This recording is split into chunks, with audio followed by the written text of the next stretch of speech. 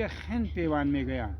دیگه وقت خند پیوند است، دیگه وقت چستک پیوند میگن. من این مردم دیاقین ما که اینجا بس ما و شما میبینیم اینجا خیلی ما این کار کردیم که یک دانش ناغه نکرده. و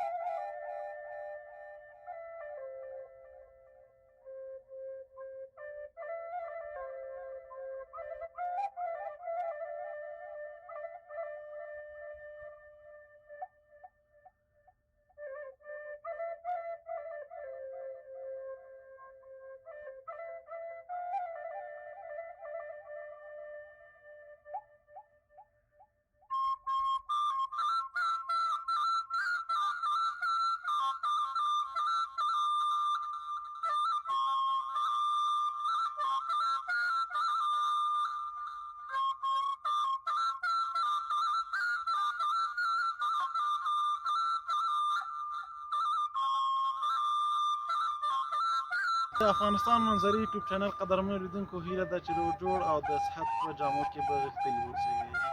نن زموږ نننۍ خپرونه دې ته ځانګړې شوې ده چې په افغانستان کې اوس د پسرلني موسم را رسېدلی دی، نو د نیالګیو کینولو وخت او همداسې د نیالګیو د پیوندولو وخت راغلی دی. نو راځو د دوی په ګټو باندې غږیږو، د دوی د چې څو نوع پیوند دوی کولی شي، د دوی په باره کې به دوی سره خبرې وکړو. نو راځئ زموږ سره ویډیو تر پایه وګورئ او خوند ترې واخلئ.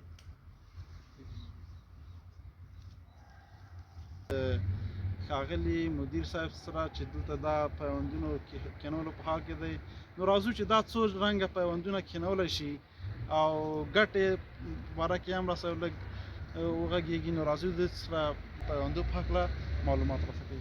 سلام مدیر صاحب، جور بخیر، اگر خود معرفی کنی و بیننده عزیز خوش میشه. و علیکم السلام، خدا سلامت داشته باشه. اسم عبدالقدیر است، سالنگی تخلص میکنم، مدیر حشرات اقتصادی ریاست زراعتی وادپروان. تشکر، سلامت باشید مدیر صاحب محترم. امی وقت بهار است، امی فواید میاله است که میاله باید شانده شوه و وطن ما سرسبز شوه. چی فواید داره درباره فوایدش یکم گپ بزنید؟ فواید نباتات گفتید در مجموعاً دیگه از پروگرام برنامه خارج از آدم سر صحبت کنم، اما به شکل خلاصش میگم که این فصل بهار است، دیگر وقت نهالشانی است، بهترین وقت است و نهالشانی و دیگر در ضمنش وقت پیوند است. این پیوندی که ما میکنم شما میبینید عملا این میجا مدیریت حشرات اقتصادی ولایت پروان است. این پیوند وقت پیوند است که اسکنه پیوند این مال وقتش است و دیگه اینی پیوندی که ما فعلا میکنم شما میبینید این خند پیوند گفته میشه. خنگ پیوند؟ خند پیوند یعنی پونگ نی، یک سر کشیده باشه، یک کمک شاخچه به این اندازگک باشه. اگه شما این رو ببینید این به این اندازه این رو به موضوع انگلیسیش چی کنیم و گپی رو میزنیم که آنفهم که مردم زارین ما بفهمه. تشکر. آنفهم صحبت کنیم. این رو خند پیوند میگویند. دیگه وقت خند پیوند است، دیگه وقت چستک پیوند میگن. من این مردم دیاقین ما که اینجا بس ما و شما میبینیم اینجا خیلی ما این کار کردیم که یک دانش ناغه نکرده و این خیلی بی خطر آمد از این. میگه اسکنه پیوند است. ما دمای بگوییم که دمای جوزا دو وقتا که است باز نیچه پیوند میشه و باز برق پیوند میشه. دیگه نمیاله بهترین وقت همی خند پیوند است، پونگ پیوند است، اسکنه پیوند است دیگه استخوان پیوند است. استخوان پیوند است. هر کنامی از لحاظ فنی جدا خصوصیات جدایی را داره که به نحو مختلف. مدیر صاحب اگر دربارهش بیاین که کدام پیوند بسیار زیاد مفیدتر و خوبتر توان میشه که از همون پیوند مردم استفاده کنند؟ در پیوندها خب هر چیز همون موقع زارین که چی واده موقع پیدا میشه که او برادر مثلا وقت به خود پیدا کنه که دست به کار شود در باغ و باغچه خود. اما اساسترین وقتی که به پیوند است همین فصل بهار است که از 15-20 ماه او شروع میشه تا ماه عمل. همین خن پیوند، چستک پیوند، دیگه پنگ پیوند یا پیوندی هستن که یا را شمال نمیشکنانه نمیپره و این بالغه نشه به سالی میوه میگیره. نسبت به وقتی که پیوند میکنی که مثلا در ماه جوزا تو پیوند میمونی دو وادهی به اندازه 30 سانتی 40 سانتی خودی نوده میکشه. خودی بیانگر است که به سال بعدی امی پیوندی که مثال می به سال بعدی میوه میگیره. اما هر کنام خصوصیات خود داره. اما اسکنه پیوند که هست وزی احساس خطر داره. ایره که با اما باخوان که تعقیبش نکنه وقتی که این مچل میکشه و برق میکشه نوده ایره شمال میپرونه. باز اینجا راه علاج داره که برگش باز تو بیخی تو نیک لچه پیوند یگان برگاش قیچی کنی که شمال رو داشته باشه که شمال پیشوایش نگیره که سبب تو پرنده هم میکنه میسکنه پیوندم که من دیدم همین شمال تو پراندنش میکنه که این نفر ببینه میگه ولا کنم کسی امیره ولا با دشمنی همین پیوندار پرانده. اما این میتود که خن پیوند پنگ پیوند یا خیلی مؤثر میاد از نگاه قایمی ایره هیچ نوع شمالی را نمیتونه که بپرونه. تشکر سلامت باشی مدیر صاحب. اگر کدام پیام با کامرا در خدمت هستم. پیام ما خود زیاد از دیگه اینی وطن به ما و شما تعلق داره. الحمدلله و رحمان که بعد از 40 سال جنگ طولانی تعمیلی که در این مملکت شد حال وقت پیدا کردیم. حال فقط دست به قلم شویم، دست به کار شویم، این وطن خدا بسازیم، کار بکنیم. قلم جای خدا داره و فن و مسلک جای خدا داره. حال زمینه مسائل شده که فقط از قلم و از فن و مسلک به خاطر شادابی زیبایی محیط وطن ما دست به کار شویم که وطن پس به ما شما تعلق داره بسازیم. این وظیفه فرد ملت افغانستان است. تشکر سلامت باشید. بخیر باشید. خداحافظ. بسیار خوش شدم که آمده از ما حواله گرفتیم. بخیر باشید. د افغانستان منظرې یوټیوب چینل قدرمنو لیدونکو تاسو د مدیر صاحب بېلابېلې خبرې واورېدلې چې د موږ ته پیوند کولو خصوصا معرفي کړ چې څو ډوله پیوند کېږي په افغانستان کې خصوصا په پروان کې.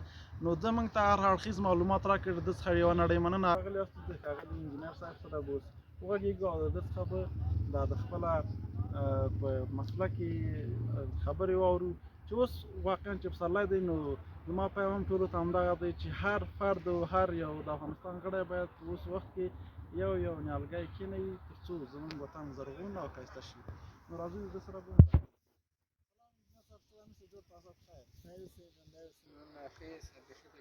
مننه. ژوندی اوسئ. د انجینر صاحب نورو ویډیوګانو کې هم موږ سره غږېدلی دی. تاسو بلتلی معرفي ته ضرورت نشته دی. نو راځو د سره په لنډو کې خبرې کوو چې دغه د پیوند په باره کې د پیوندونو وخت دی اوس او د نیالګیو کینولو وخت دی چې د دوی په هکله دا موږ ته لږ رڼا واچوي چې دا ګټې څه دي زموږ وطنوالو لپاره او د وطن په ښایست کې څونه رول لري. سلامونه نیکې هیلې ټولو دوستانو ته او ډېره مننه تاسو د یوټیوب نه چې داسې ښایسته او ګلورین ویډیوګانې نشر کوئ ځکه چې وطنوال دې ته وهڅول شي چې نور هم تشویق شي کار او بار وکړي ځکه چې په افغانستان کې د خارج نه چې موږ د افغانستان نه بیرون لاړ شو 10 روپۍ راوړو افغانستان ته، خو زه وایم چې د هغې نه به دا ښه وي چې 2 روپۍ کار یا 1 روپۍ کار په افغانستان کې وکړو، خپل هیواد کې خپل ځای کې پیدا کړو، خپل یې مصرف ته واقعا ورسوو. ډېر ښه پیغام دی.